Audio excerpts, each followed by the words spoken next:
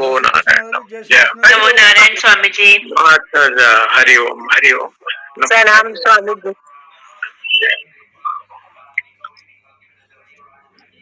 ओम नमो नारायण स्वामी जी। जी जी जी, ओम नमो नारायण।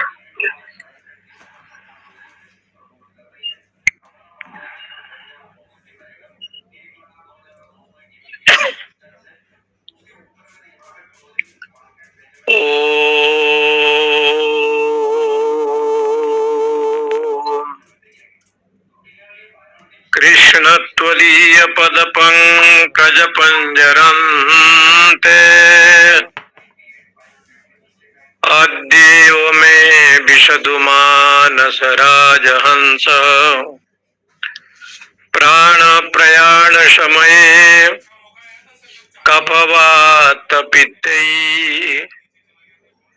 कंठावरोधन विधो स्मरणं कुतस्ते।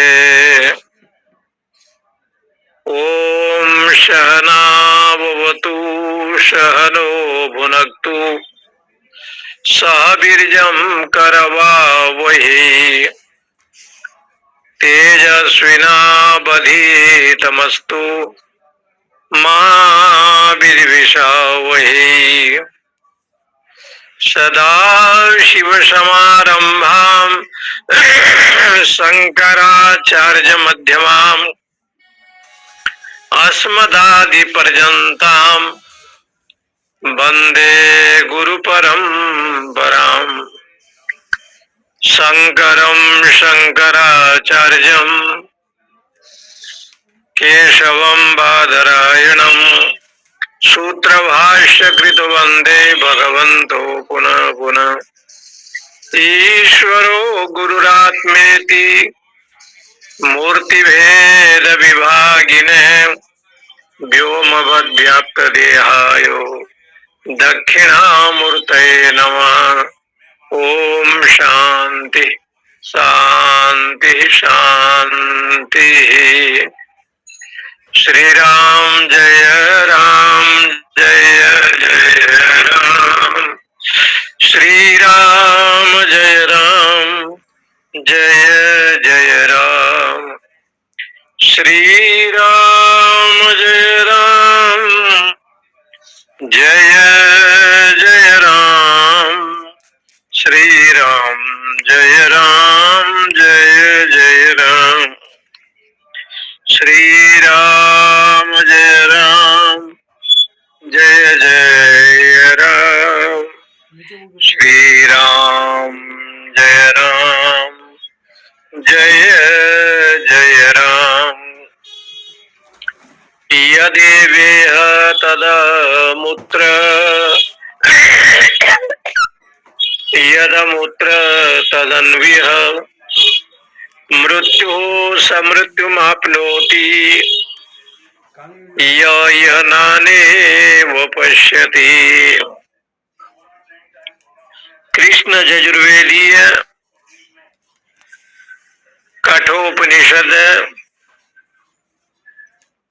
जो ज्ञान कांड पर आधारित है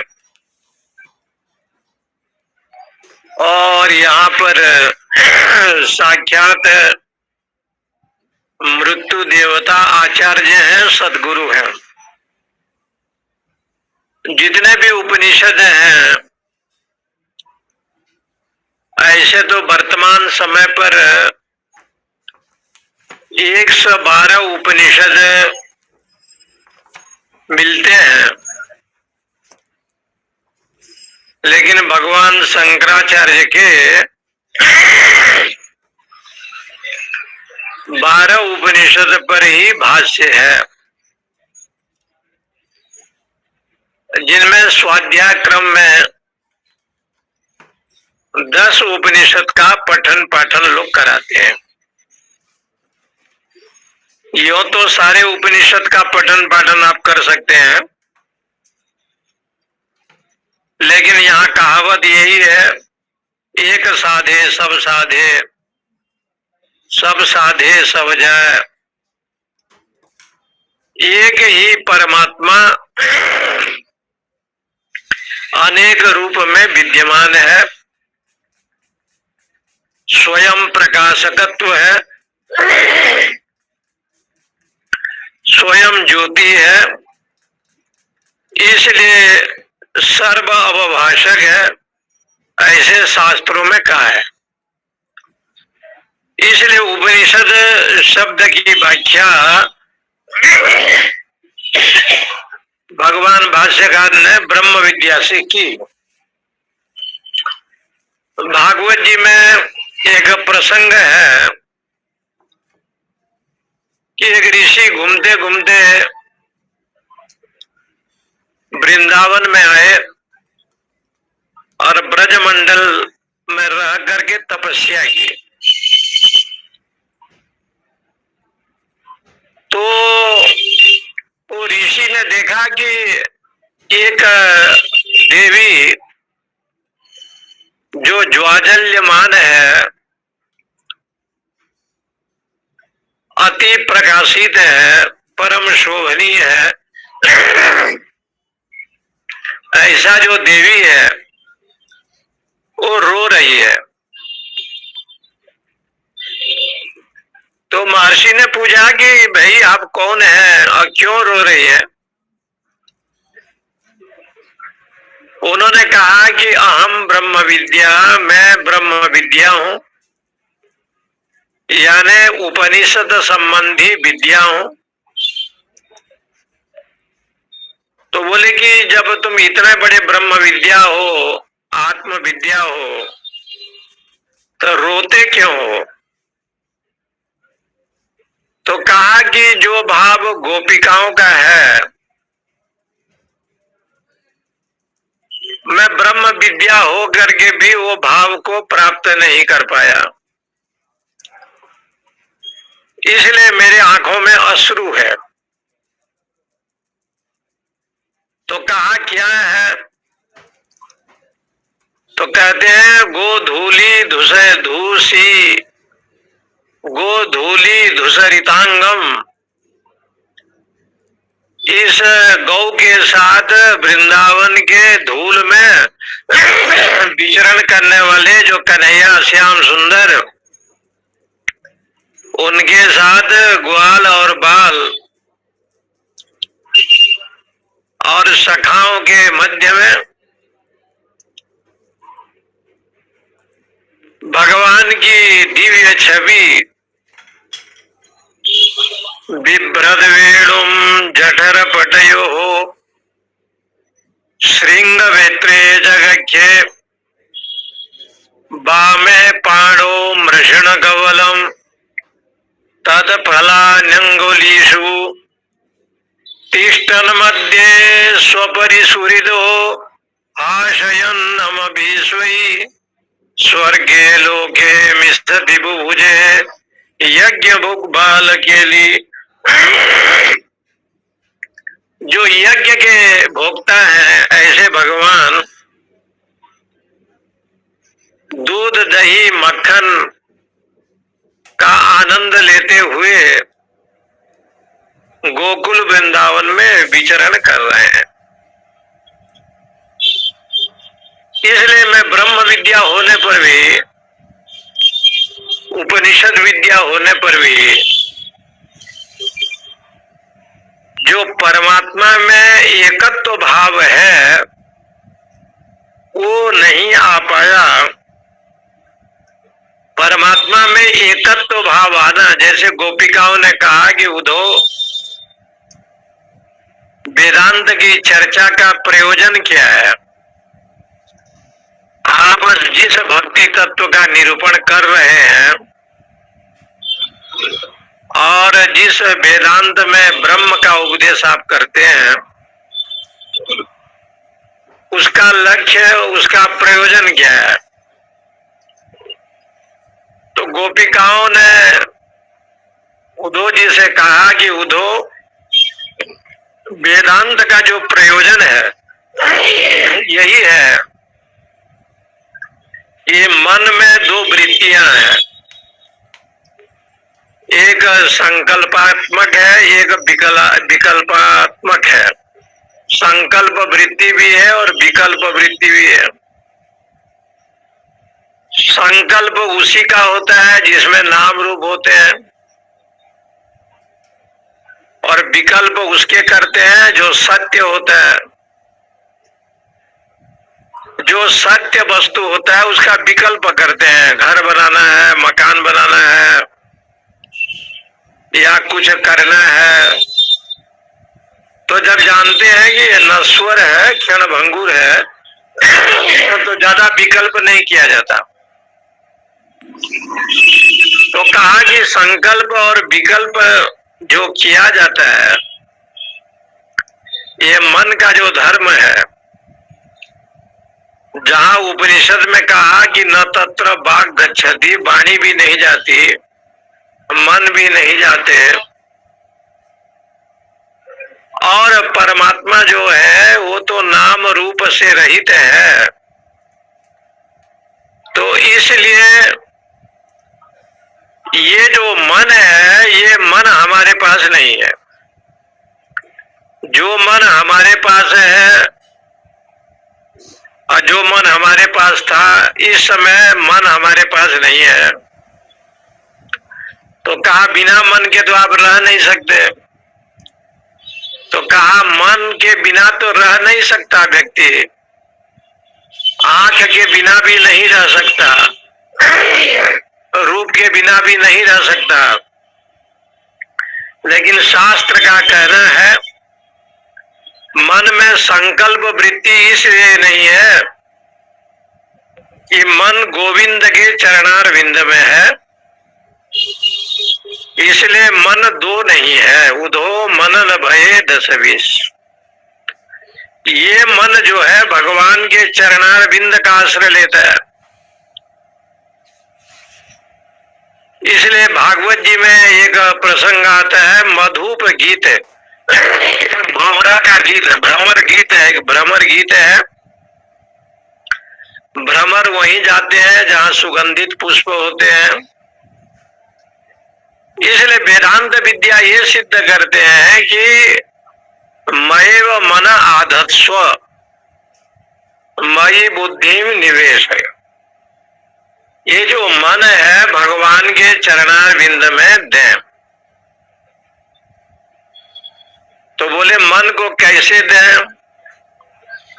जैसे कोई देवी अभी अभी 2 महीना हो गया है, पुत्र को जन्म दिया है, गृहिणी का कार्य सब करती है, वो झाड़ू भी लगा लेती है, भोजन भी बनाती है, साग सब्जी भी काटती है, परंतु उसका मन उसके शिशु के ऊपर, बालक के ऊपर हमेशा उसको ही गोचर करती है। इसलिए ये कहते हैं ऐसे मन दो यद एव यह। यह का मतलब इस यह लोके, इस लोक में यद एव, ये जो परमात्मा है इस लोक में भी सर्वव्यापक है। ये मर्त मंडल में भी सर्वव्यापक परमेश्वर है। यदेव यह का अर्थ लिखते हैं कार्य करण उपाधि समन्वितम संसार धर्मवद अवभाषमानम अविवेकिनाम तदेव स्वात्मस्तम अमूत्र नित्य विज्ञान घन स्वभावम सर्व संसार धर्म वर्जितम ब्रह्म। जिस आत्म तत्व की बात करते हैं, कार्य और कारण दो होता है। कार्य कहते हैं, कार्य शब्द भी डुक्रिय कर्ण धातु से बनता है। डुक्रिय कर्ण धातु से अनियत प्रत्यय करने पर कार्य शब्द बनता है, और कर्ण शब्द भी उसी धातु से बनता है। डुक्रिय कर्ण धातु से ल्यूट प्रत्यय करने पर कर्ण शब्द बनता है। धातु एक है, प्रत्यय भिन्न भिन्न है। करोति इति कार्यम, जो किया जाता है उसको कार्य कहते हैं, और क्रियते अनेन इति करणम, जिसके द्वारा किया जाए उसको कहते हैं करण। करण शब्द का अर्थ होता है हिंदी में हेतु। करण का अर्थ हेतु। तो कहा ये कार्य और करण, क्या कार्य है? ये जो पंचभूत भूतात्मक जो शरीर है, जैसे आपको घड़ा बनाना है, माटी को लाए और माटी को रोत करके धीरे धीरे गीला किया और कुम्हार ने उस घड़े को निर्माण किया, घड़े को बनाया, फिर अग्नि में दिया और उसको परिपक्व किया। इसी प्रकार से भगवान ने ये देह को जो बनाया, पृथ्वी आई, माटी का जो लक्षण है गंध गुण है वो आया, जल आया, जल का जो विषय है, जलात्मक जो होते हैं, जो रस होता है तरल, वो इसमें दिया। तेज अग्नि, अग्नि का जो उष्णता रूप है यहाँ पर रूप दिया। पृथ्वी जल तेज वायु, वायु का स्पर्श गुण आया और आकाश के शब्द गुण आए।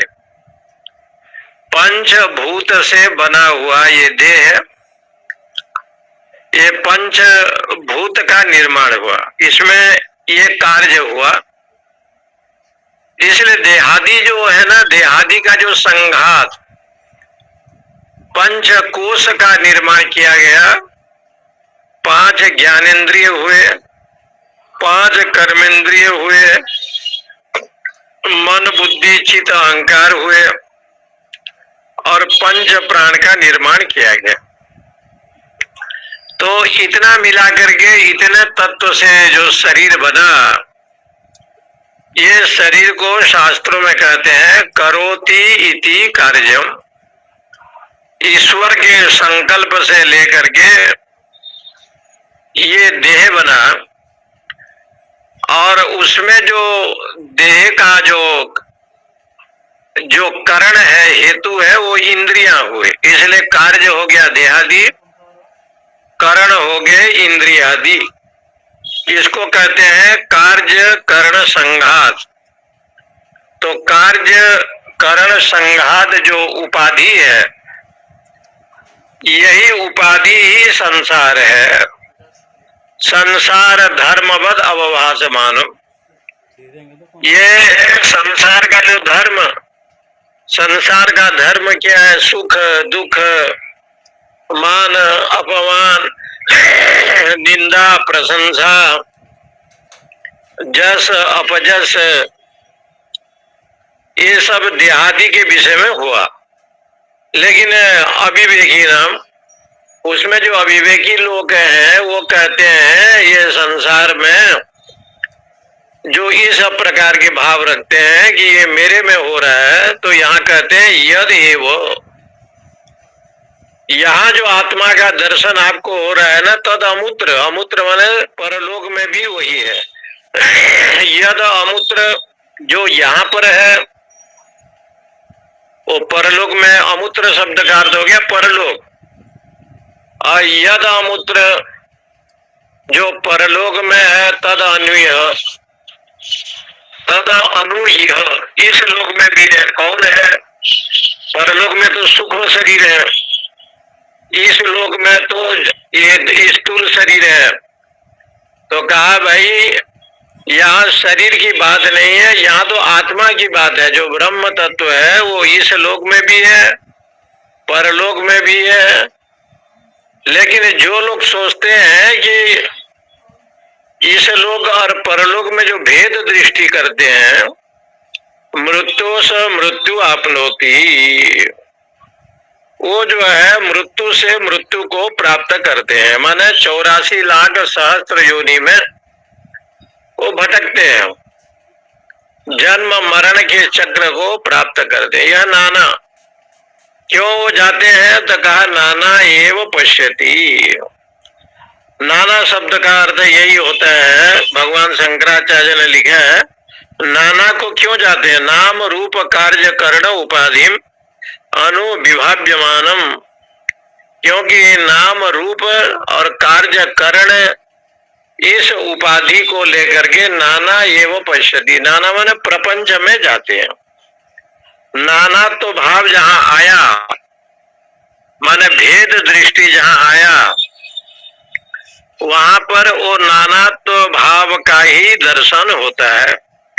नानात्व भाव का मतलब हो गया जो कोई छोटा है कोई बड़ा है, नानात्व का अर्थ यही बताया है। अनेज देकम मनसो जवियो नैन देवा अपनुवन पूर्व मर्षद तद्धावतु अन्य नत्यतिष्ठत तस्मिन मातरीश्वा दधाति। ईशावास्य उपनिषद में कहा ये नाना क्या है, माने वो मायापति को नहीं देखता है, माया को ही देखता है। इसका मतलब एक उदाहरण आया छांदोग्य उपनिषद में, एक उदाहरण है, महादेव और पार्वती दोनों विचरण कर रहे हैं, रास्ते में सनत कुमार जी को देखा। सनत कुमार ब्रह्मर्षि थे, महान ज्ञानी थे, दोनों को प्रणाम नहीं किया। जगदम्बा ने सोचा कि मेरे प्रभु को भी प्रणाम नहीं किया, मुझे भी नहीं किया, बहुत क्रोधित हो गई और ऊंट होने का श्राप दिया। बोले तुम ऊंट बन जाओ, तुम्हारा जो वृत्ति है ऊंट जैसे है। तो कहते हैं कि सनत कुमार जी ऊंट हो गए और ये जाते जाते जब उसी रास्ते से आए लौटते समय तो एक अच्छा ऊंट को देखा जो घास खा रहा था। तो ऊंट से पूछा गया, भगवान शिव जी ने कहा कि देवी जी यही सनत कुमार है। तो सनत कुमार ऋषि ने कहा कि देखो आपकी कृपा से मुझे ऊंट होने का सौभाग्य मिला, लेकिन ऊंट होने का लाभ ये हुआ कि मैं शौच क्रिया भी खड़े खड़े कर लेता हूं, जो मेरा भोजन है घास इत्यादि में खा लेता हूं। पहले तो कई बार स्नान करना पड़ता था और कई बार जो है सुचारू रूप से व्यवस्था करना पड़ता था, लेकिन ये सब छूट गया। माता जी ये तुम्हारी बड़ी अनुकंपा है, बड़ी कृपा है। भगवान शिव मुस्कुराए। शिव जी ने कहा कि कोई दुख नहीं है। बोले प्रभु कोई दुख नहीं है। तो देवी जी को भगवान शंकर ने कहा कि देखो तत्र क मोह कह शोक एकत्वम अनुपश्यत। मोह शोक नहीं होते, जो एकत्व भाव में रहता है ना, वो किसी शरीर मिले उसके लिए समान है।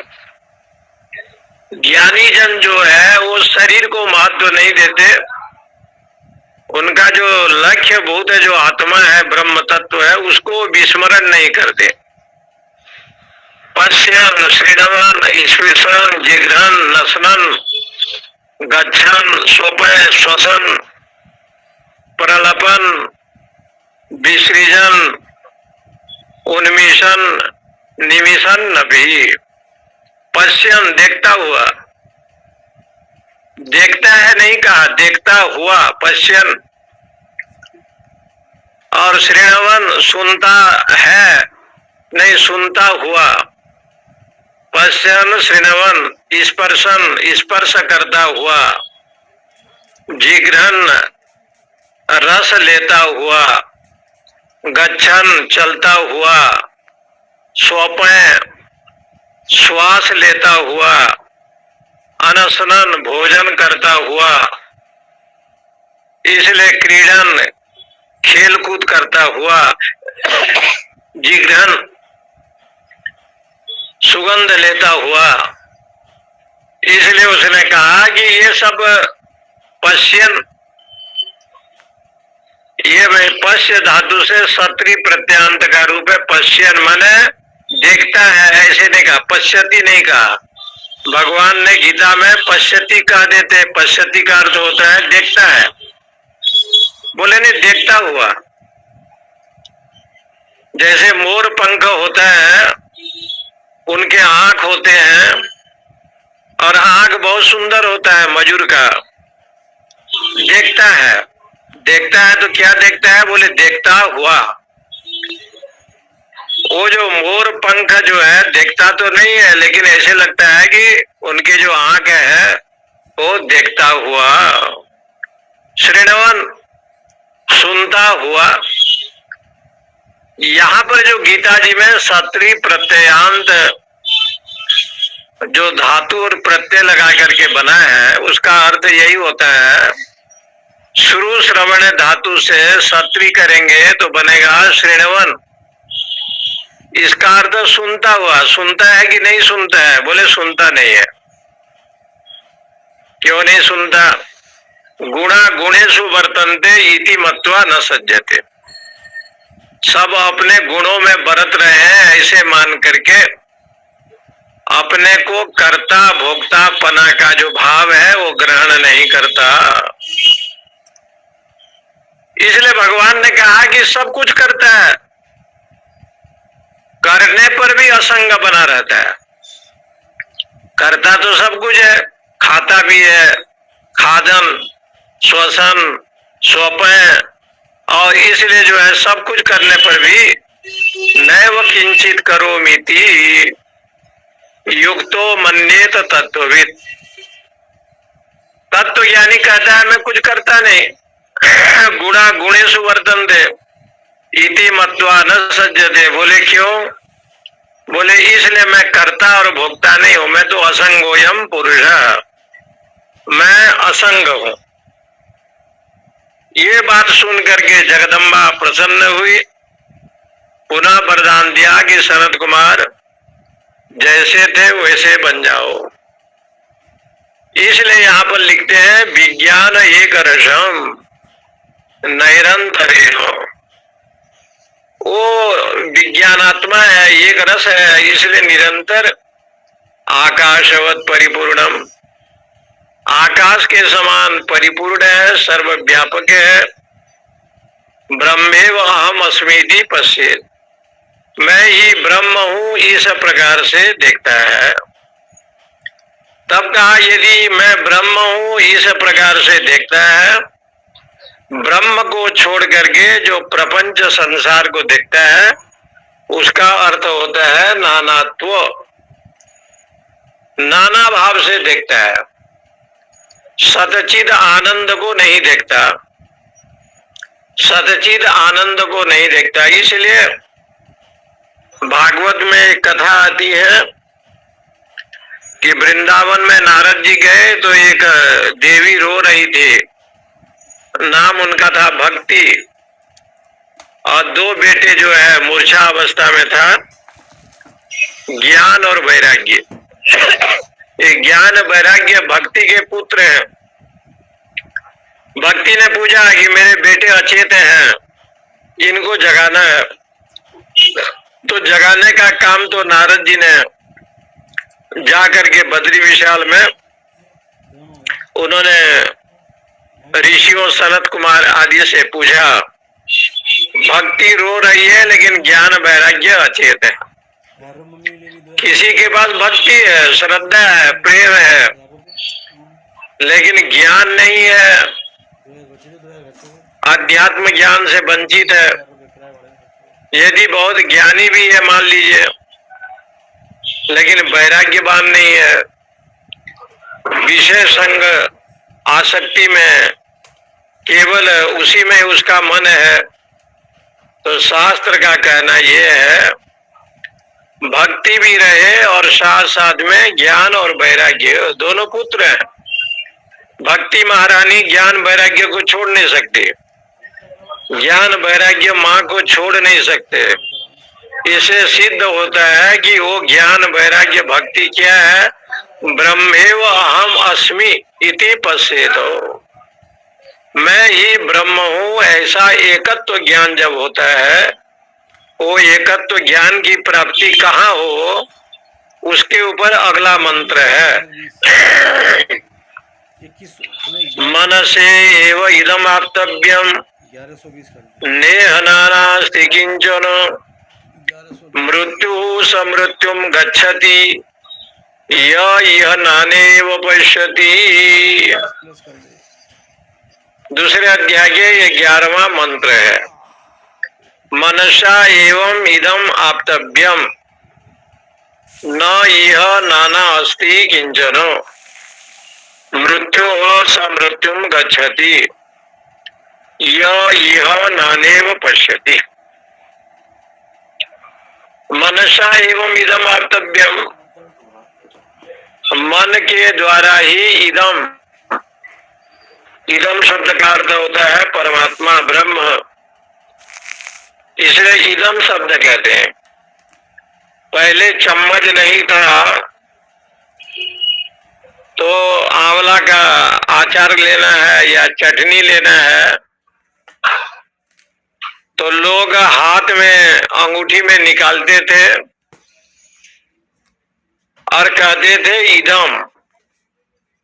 इदम शब्द का अर्थ हो गया आंखों के सामने, जो आंखों के सामने होता है उसको इदम कहते हैं। उसका अर्थ होता है अंगुली निर्देश, अंगुली से निर्देश करके कह रहा है इदम। ये जो आंख के सामने आपको दिखाई दे रहा है संसार, यहाँ पर क्या है,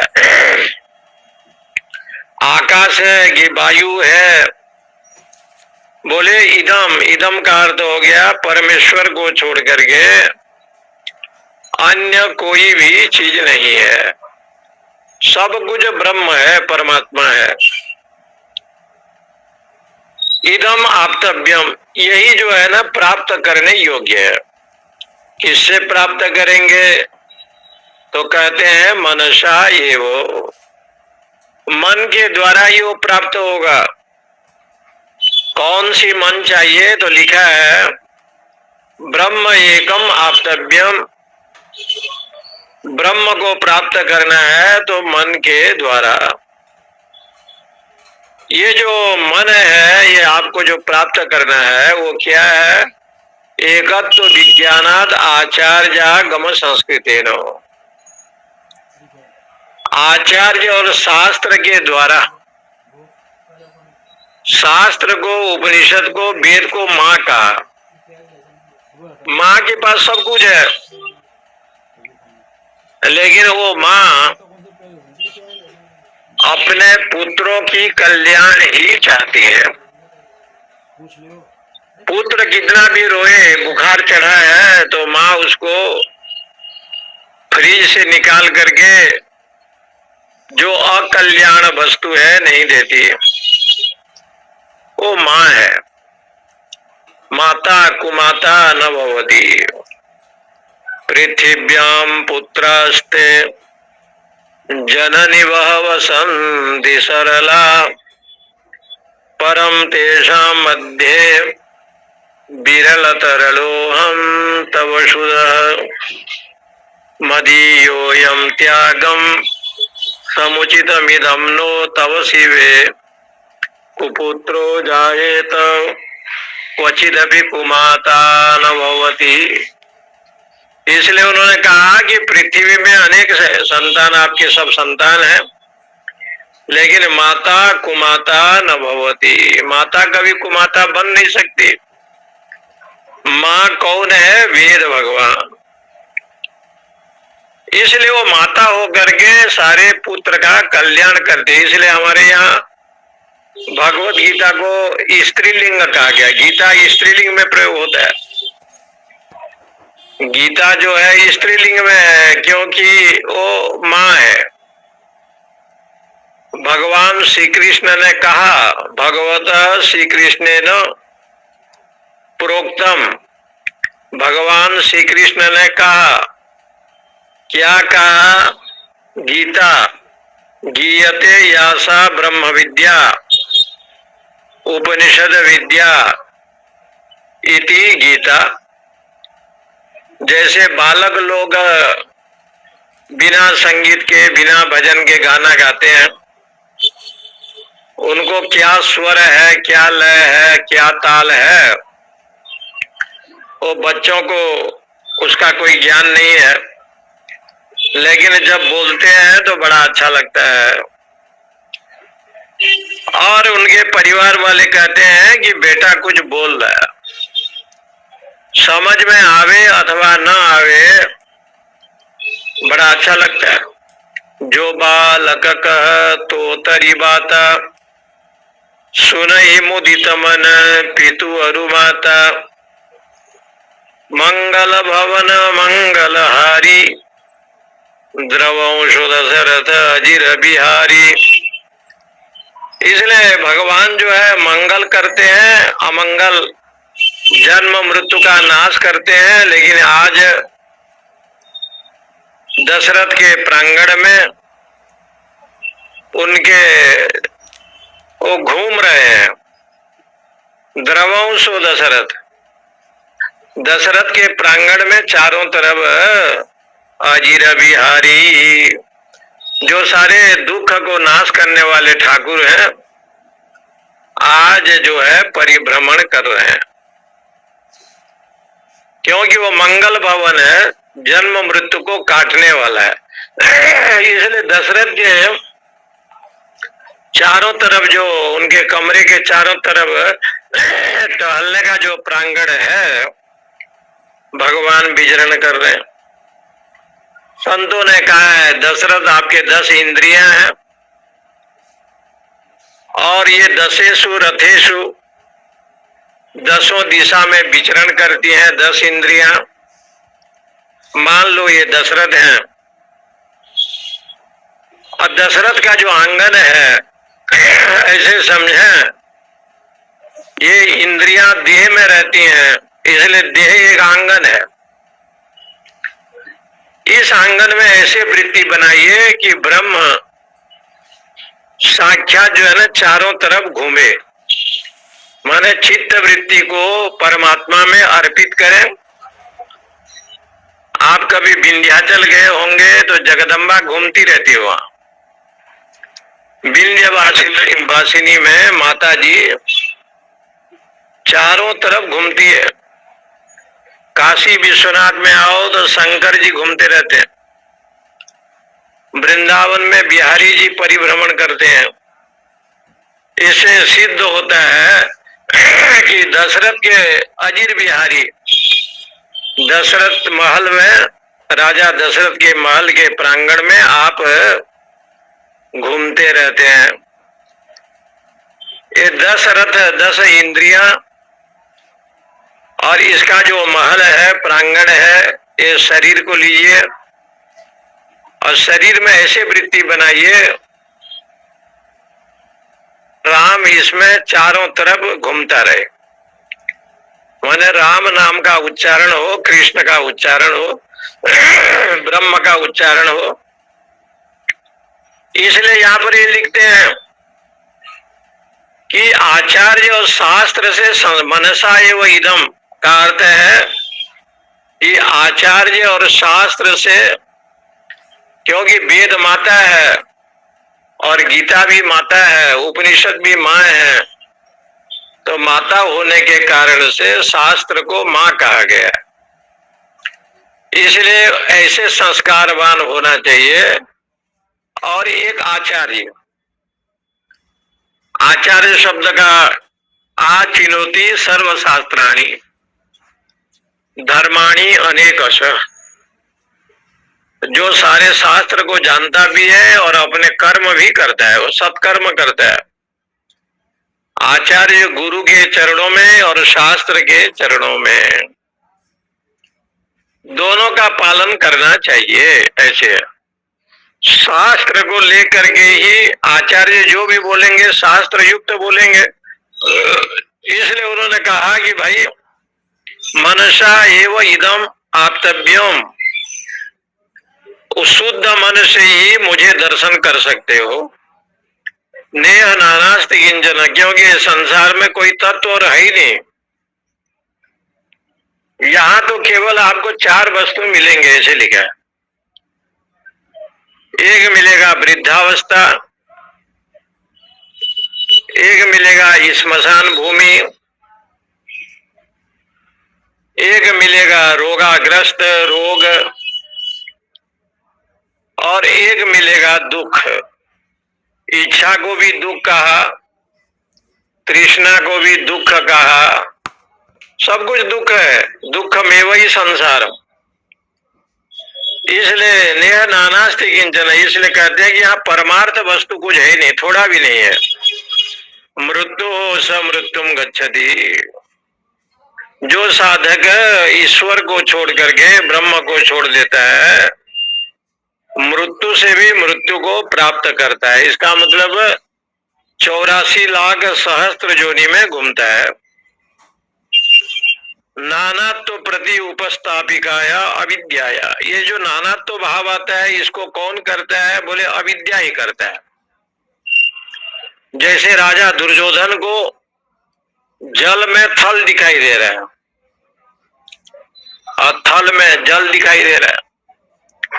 माया दानव से बना हुआ सभा, जहां जल है वहां तो थल दिखाई पड़ रहा है और थल को जल दिखाई पड़ रहा है। दुर्योधन जब गया तो ये दृश्य देखा। इसको कहते हैं अविद्या, जहां सुख नहीं है। ये संसार में क्षण मात्र भी सुख नहीं है। ये ही संस्पर्शजा भोगा दुख योनय एवते आद्यंतवंत कुंतेय न तेसु रमते बुधा। ये संसार में थोड़ा भी सुख नहीं है। इसलिए कहा कि जब सुख नहीं है तो भगवान शंकराचार्य ने ये श्लोक के ऊपर भगवत गीता में लिखा है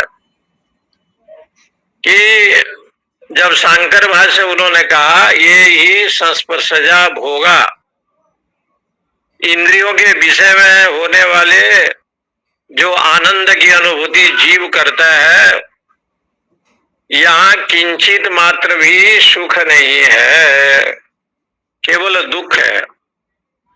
इसलिए कहते हैं ये अविद्या, ये अविद्या का लक्षण बताया।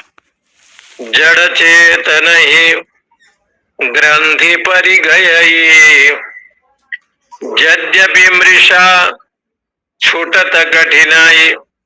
अविद्या का लक्षण गोस्वामी जी ने किया, जड़ और चेतन की गांठ पड़ गया है। जड़ चेतन ही ग्रंथि परिगयी यद्यपि मृषा, संसार को मिथ्या बताया। ये संसार मिथ्या है।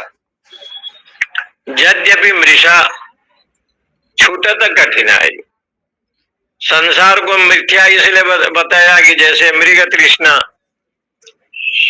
मृग जो है बालू में जल देखता है तो कहा ये संसार में थोड़ी भी सुख नहीं है, न किंचित मात्रम सुखम अस्ति, थोड़ा भी सुख नहीं है। इसका उदाहरण लोग भर्तहरि को देते हैं। भर्तहरि जिसको चाहता है वो राजा अपने धर्म पत्नी को चाहता है, पिंगला को, लेकिन पिंगला नहीं चाहती है। पिंगला घोड़े वाले को चाहती है, लेकिन घुड़सवार पिंगला को नहीं चाहती। घुड़सवार जो है पिंगला को नहीं चाहता, लेकिन जिन वेश्या को चाहता है वो वेश्या किसी दूसरे को ही वो चाहती है। तो कहा कौन किसको चाहता है? बोले कोई किसी को नहीं चाहता। नवारे पत्तु कामाय सर्वम प्रियम भवति, आत्मानस्तु कामाय सर्वम प्रियम भवति। कोई किसी को नहीं चाहता। पति पत्नी को चाहता है, लेकिन पत्नी पति को नहीं चाहती। पुत्र जो है पिता जो है पुत्र को चाहता है, लेकिन पुत्र पिता को नहीं चाहता। बोले ऐसे क्यों? बोले प्रयोजन अनुद्दिश्य मंदोपीन प्रवर्तते। बिना प्रयोजन के कोई किसी को ही नहीं चाहता, कोई किसी को नहीं, ऐसे शास्त्रकारों ने कहा। इसलिए उन्होंने कहा नवारे पत्यु कामायो सर्वम प्रियम भवति, आत्मनस्तु कामाय सर्वम प्रियम भवति। याज्ञवल्क्य महर्षि जी ने अपने पत्नी को समझाया, कोई किसी को नहीं चाहता। इससे सिद्ध हो गया जो किसी को चाहता है उसका अर्थ हो गया नानात्व। लेकिन आत्मा को कोई नहीं चाहता, ब्रह्म को कोई नहीं चाहता, लक्ष्य को कोई नहीं चाहता, तो कहा यह नादेव पश्यति यस्तु पुनरविद्या तिमिर दृष्टिम न मुंचति। जो लोग एक रोग होता है तिमिर रोग, आंख में झुलझलापना आता है, वह रोग से जो ग्रस्त होता है वो एक चंद्रमा को देखता है तो उसको लगता है दो चंद्रमा है। तो ये अविद्या क्या है? तिमिर रोग है, तिमिर रोग। एक परमात्मा को छोड़ करके अन्य संसार में कुछ भी नहीं है। उस ब्रह्म को छोड़ करके सबको देखता है, सबको जानता है, सबको कहता है, लेकिन वो ब्रह्म को छोड़ देता है। इसलिए कहते हैं नाना एव पश्यति। नाना शब्द का मतलब 84 लाख सहस्त्र योनि में परिभ्रमण करता है। इसलिए मृत्युम स एव मृत्युम गच्छति, मृत्यु को ही प्राप्त करता है। यहाँ इनका कहना यह है कि संसार के जो अधिष्ठान है वो है भगवान ब्रह्म। उस ब्रह्म को छोड़ करके जितने भी संसार के प्रपंच है, इसलिए इसको जानने के लिए शंकराचार्य भगवान ने तत्वानुसंधान नाम की एक पुस्तक लिखा है। तत्वानुसंधान, तत्व का अनुसंधान करना चाहिए, तत्व का अनुसंधान करना चाहिए। तत्व तो केवल परमात्मा है, भगवान है, उन्हें छोड़ना ही नहीं चाहिए। एक घड़ी आधो घड़ी आधो की पुनियाद, तुलसी चर्चा राम की हरे कोटि अपराध। भगवान का सत्संग श्रवण करते हैं, स्वाध्याय भी करते हैं, लेकिन सत्संग को कभी छोड़ना नहीं चाहिए। सांवरी से मिलने का सत्संग ही बहाना है। और स्वाध्याय को भी नहीं छोड़ना चाहिए। वेदांत का जो स्वाध्याय है इसको भी नहीं छोड़ना चाहिए। बोले क्यों? आवरण का नाश यही करते हैं। जब तक आवरण है तब तक अविद्या है। जयद्रथ सोचता है कि सूर्य अस्त हो गया, सुदर्शन चक्र ने सूर्य को ढक रखा है, और जयद्रथ अर्जुन के मृत्यु की प्रतीक्षा कर रहा है। देखा कि सूर्यास्त हो गया, अर्जुन के सामने जयद्रथ भी आया और भी योद्धा आए। भगवान ने सुदर्शन चक्र से जब सूर्य को जो ढका था अलग कर दिया, तो देखते हैं अभी तो दिन के 4 बजने वाले हैं। भगवान ने कहा कि सूर्यास्त हुआ नहीं। कृष्ण जानते थे कि सूर्यास्त नहीं हुआ है, और सूर्यास्त नहीं होने के कारण अर्जुन ने बाण चलाया और जयद्रथ का सिर उसके पिता बृहद्रथ के ऊपर गिरा। बृहद्रथ को वरदान था कि उसके पुत्र पुत्र को जो मारेगा उसका भी मृत्यु हो जाएगा। लेकिन भगवान ने सोचा कि उनके वो स्नान कर रहा था, सूर्य को अर्घ्य दे रहा था, उसके हाथ में गिरा, जयद्रथ को छोड़ दिया, उसके पिता भी चले गए, उसकी भी मृत्यु हो गया। लेकिन जयद्रथ को यह ज्ञान नहीं था। लेकिन भगवान ने सूर्यास्त कर लिया। इसी प्रकार से शास्त्र हमेशा इस बात को सिद्ध करते हैं कि हम लोग जो जीव हैं अल्पज्ञ हैं। अल्पज्ञ को वो पार होने का एकमात्र उपाय है कि देवी हेषा गुणमयी मम माया दुरत्तया मामे वही प्रपद्यन्ते माया मेताम तरंती थे। इसलिए यहाँ पर लिखते हैं नाना एव पश्यति स मृत्यु हो मृत्युम गच्छति भेदम अध्यारोपयन। क्योंकि वो द्वैत बुद्धि हो गया। अंगुष्ठ मात्र पुरुषो मध्य आत्मनि तिष्ठति ईशानो भूत भव्यस्यो न ततो बिजुगुप्सते ये तद्वै तत्। आगे 12वां मंत्र में भगवान यमराज जी कहते हैं अंगुष्ठ मात्र पुरुष मध्य आत्मनि तिष्ठति। ये जो ब्रह्म है वो अंगुष्ठ परिणाम वाला है, उसका जो परिमाण है वो अंगुष्ठ मात्र है। कहाँ रहता है? बोले पुरुषो मध्य, शरीर के हृदयाकाश में विराजमान है। आत्मनि तिष्ठति, वो नित्य निरंतर हृदयाकाश में ही निवास करता है। ईशानो भूत भव्यस्य। एक सज्जन ने उदाहरण लिखा है कि एक बार भगवान ने सोचा मैं संसार बनाया, लेकिन संसारी लोग हमको शांति से रहने नहीं दिया। उसने सोचा कि हरिद्वार चले, तो हरिद्वार गए। धीरे धीरे लोग हरिद्वार पहुंच गए। ब्रह्म कुंड हर की पेड़ी में स्नान किया, भीड़ भड़ाका हुआ। भगवान ने सोचा कि यहाँ भी लोग आ गए, मलमूत्र छोड़ेंगे, अनेक दुर्गंध करेंगे। परमात्मा ने ऋषिकेश चले गए, वहां भी लोग पहुंचे। धीरे धीरे आदि कैलाश चले गए, वहां भी ये मनुष्य पहुंच गया। भगवान ने सोचा कि बद्रीनाथ चलो, तो बद्रीनाथ गए।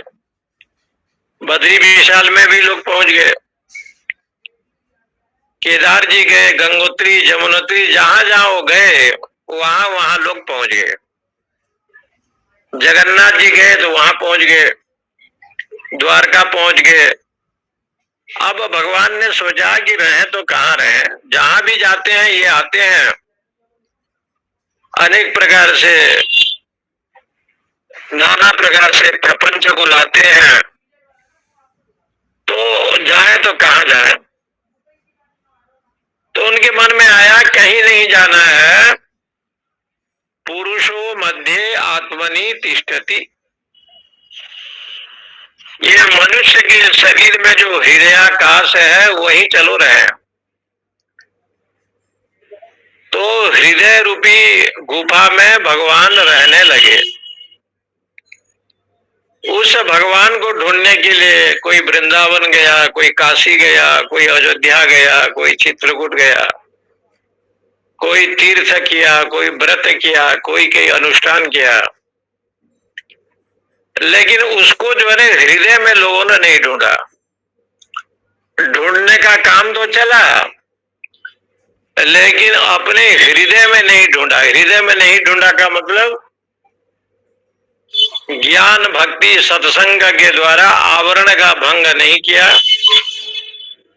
और जो आवरण बना हुआ है उसका नाश जब तक नहीं होगा, अज्ञान रूपी आवरण का, तब तक हृदय में परमात्मा है। ईश्वर सर्वभूतानां हृदय से अर्जुन तिष्ठति।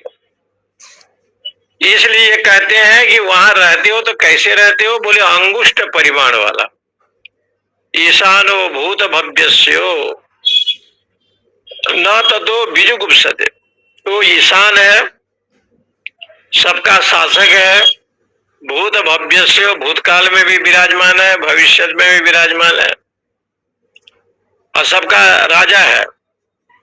ततो न बीजुगुप्सते, इसलिए किसी को घृणा नहीं करना चाहिए। ये तद वही ततो, वही आत्मा है। अंगुष्ठ मात्रो अंगुष्ठ परिमाण, अंगुष्ठ परिमाणम हृदय पुंडरीकम। ये देखो, हृदय पुंडरीक को, हृदय कमल को अंगुष्ठ के समान का, अंगुली के समान। आपके कनिष्ठ अंगुली जितना है छोटा, ऐसे जो है परमात्मा हृदय में विराजमान है। हृदय पुंडरीक। एक ने प्रश्न पूछा एक डॉक्टर ने कि हम जब सर्जरी करते हैं और हार्ट का ऑपरेशन करते हैं, उस समय तो हार्ट को अलग रख देते हैं और मंत्र आपका कहता है कि अंगुष्ठ मात्र पुरुषो अंतरात्मा, ये अंगुष्ठ में रहते हैं। तो उस समय ये भगवान आत्मा दिखाई क्यों नहीं देते? तो उनके गुरुजी ने कहा कि तुमने पढ़ा नहीं ग्रंथ उपनिषद। अंगुष्ठ परिमाण का जो अर्थ है ना, वहां लिखा है हृदय पुंडरीकम। हृदय रूपी कमल में उसका निवास है। कमल को तो ऑपरेशन आप करते नहीं, आप जिसका ऑपरेशन करते हैं वो हार्ट का करते हैं अथवा हृदय का करते हैं, लेकिन वो तो पुंडरीक है। सहस्त्रा, इसलिए ललिता शास्त्र नाम में आया।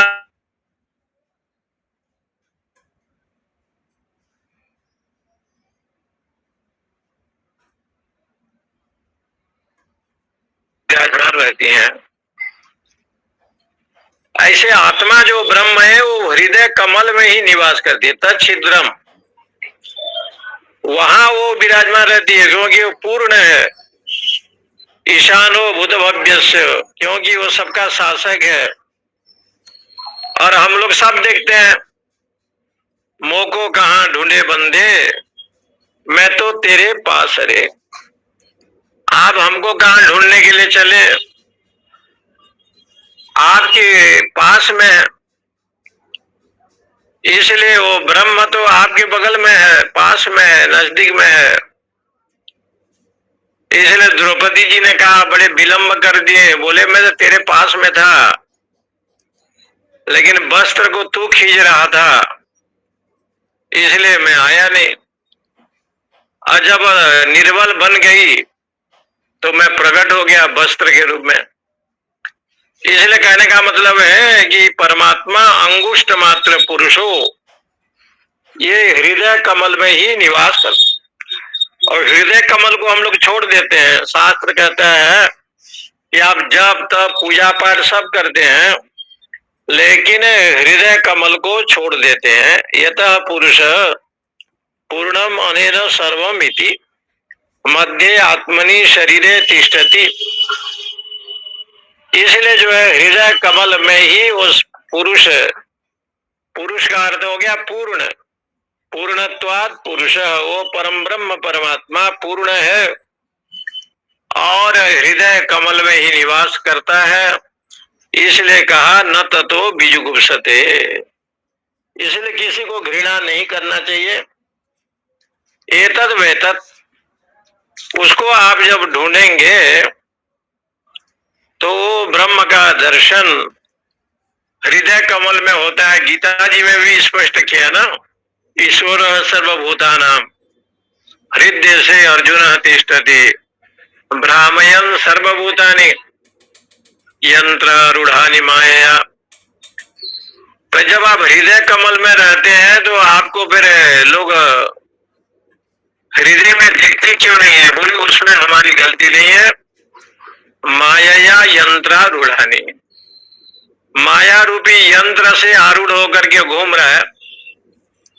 जैसे वृंदावन गए, रंग जी मंदिर में आप जाएंगे तो कोई मीरा बना हुआ है, कोई सूरदास बना हुआ है,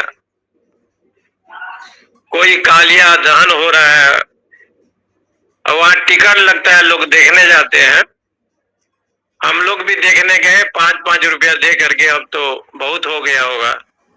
लेकिन वो मीरा भी नाच रही है, गाना गा रही है, सूरदास जी भी यंत्र में आरूढ़ है, और वो लोग घूम रहे हैं और दिखाई पड़ रहा है। ऐसे जो यंत्र में आरूढ़ है ना, मेरे तेरे इदम मम, ये जो मंत्र है, यंत्र है, इसमें सब दिखाई पड़ते हैं। इसलिए शास्त्र हमेशा कहते हैं यंत्रारूढ़ानि माया, माया के द्वारा यंत्र में आरूढ़ होकर के ये छोटा ये बड़ा मेरे तेरे भाव आता है। इसलिए तमेव शरणम गच्छो, उस भगवान के चरणारविंद में जावे, सर्व भावे न भारत। ओम पूर्णमद पूर्णमिदम पूर्णात् पूर्णमुदच्यते पूर्णस्य पूर्णमादाय पूर्णमेवावशिष्यते। ओम शांति शांति शांति। हरिओम हरिओम। प्रणाम स्वामी जी। जी जी जी। ओम नमो नारायण स्वामी।